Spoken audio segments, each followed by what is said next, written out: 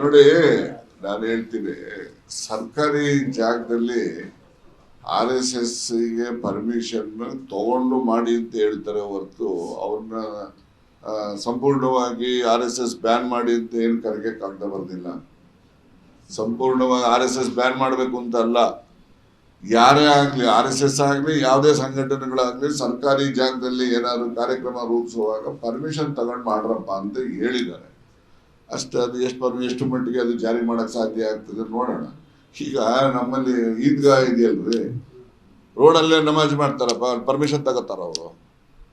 Permission ಕೊಡಿ ಅಂತ ಕೇಳಕ್ ಅವ್ರು ಬರ್ತಾರ? ಅಥವಾ ಪರ್ಮಿಷನ್ ತಗೊಂಡು ನೀವು ನಮಾಜ್ ಮಾಡಿ ಅಂತ ಹೇಳಿದ್ರೆ ಕೇಳ್ತಾರ?